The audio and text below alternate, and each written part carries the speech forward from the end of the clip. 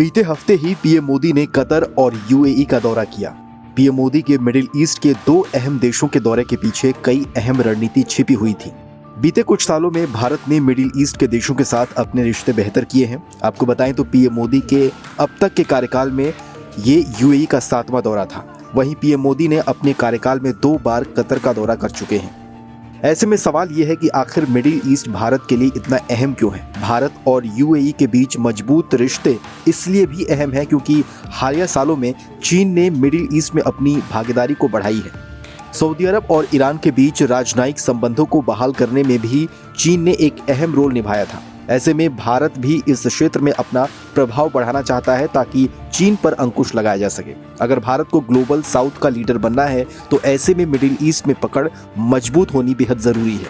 आपको बताएं तो यूएई के अपने दौरे के दौरान पीएम मोदी ने भारत के सबसे अहम प्रोजेक्ट्स में से एक India middle east economic corridor का भी काम तेजी से आगे बढ़ाने को लेकर समझौते पर हस्ताक्षर किए हैं।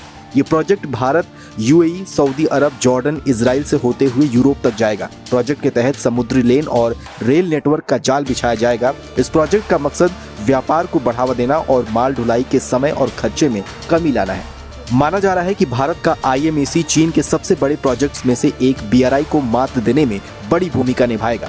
चीन बीआरआई के तहत यूरोप और अफ्रीका तक रेल, रोड और सी पोर्ट्स का निर्माण कर रहा है। ऐसे में बीआरआई के माध्यम से चीन बड़ी ही आसानी से दुनिया के एक बड़े हिस्से तक अपने पहुंच को बढ़ा लेगा। बदलती परिस्थितियों के बीच भारत के लिए भी ये जरूरी है कि वो व्यापार को बढ़ावा देने के लिए दुनिया के दूसरे हिस्सों से जुड़ सके।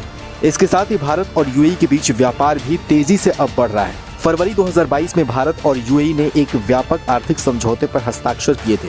यूएई के द्वारा किया गया ये समझौता उसके लिए इस तरह का पहला समझौता था। इस समझौते के बाद लगभग 80% चीजों पर भारत के वाणिज्य मंत्रालय के अनुसार दोनों देशों के बीच वार्षिक द्विपक्षीय व्यापार लगभग 85 अरब डॉलर पहुंच गया है। अमेरिका और चीन के बाद यूएई भारत के लिए तीसरा सबसे बड़ा व्यापारिक भागीदार बन गया है।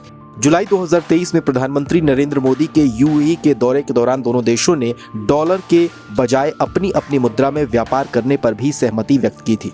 यूएई के बाद पीएम मोदी ने कतर का भी दौरा किया। भारत के 8 पूर्व नेवी अफसरों की कतर से रिहाई के बाद पीएम मोदी का ये पहला कतर दौरा था।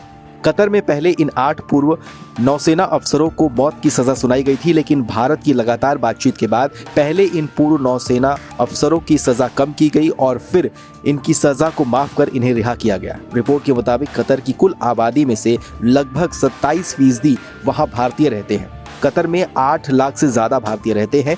पीएम मोदी का ये दौरा इसलिए भी अहम हो जाता है क्योंकि हाल के दिनों में दोनों देशों के बीच 78 बिलियन अमेरिकी डॉलर का समझौता हुआ है। भारत ने कतर से एलएनजी आयात के कॉन्ट्रैक्ट को भी 2048 तक बढ़ा दिया है।